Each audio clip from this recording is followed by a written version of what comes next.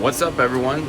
This is Thomas coming from Laguna Cliff in the Marriott in Dana Point, California. You can see behind me, I have this beautiful coast, beautiful hotel. This is officially the halfway point of this 40-day fast. That's right, this is day 20. I'm still alive, still kicking. You would think it would get harder. It gets a lot easier, folks. So still doing that. Haven't weighed myself in a bit, so don't know what that's like. Same problems as before. Just gotta make sure the water intake is good. Gotta make sure the salt intake is good.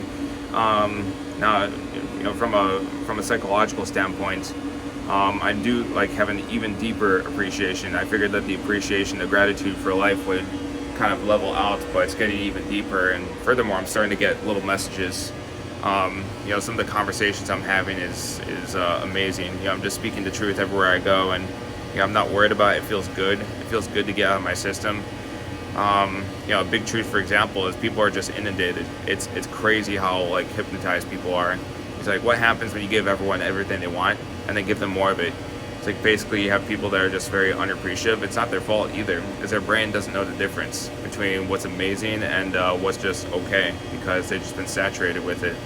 Really taking these things out of my life has been one of the best things I've ever done. And obviously you gotta check with your doctor to make sure this is something you can do, but it's still been one of the best things I've ever done with my life.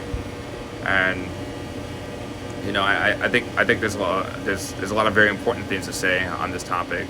So I'll keep you posted. I'm writing things down.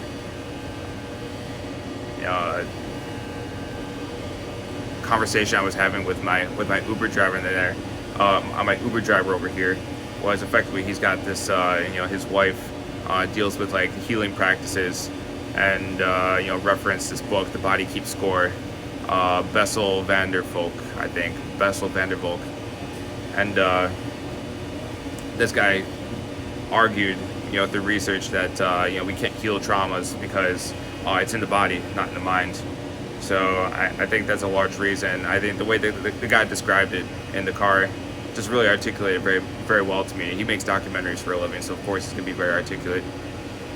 It just clarified for me really nicely that, I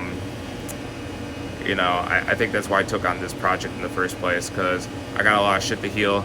I got a lot of big moves to make, and it's not healthy to be kind of reliant on some of those old and arguably inherited cycles. It's the same reason that the abused girlfriend goes back to the abusive boyfriend, or that's that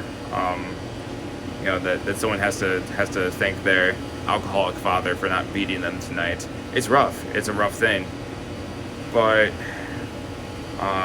as much as there's an external point of things, there's an internal things that need to be resolved as well. I think I'm getting a sense of that, but for people listening, you got to find how to close that loop. It is a loop at the end of the day. You keep going back because you're just running a cycle, running a tension cycle, and that's not good. You got to find a way of resolving that loop. So I'll be doing some exploration work on that. But cheers to all of you. Cheers to celebrate for this halfway point. This is day 20. Checking out, and this is Tom, day 20.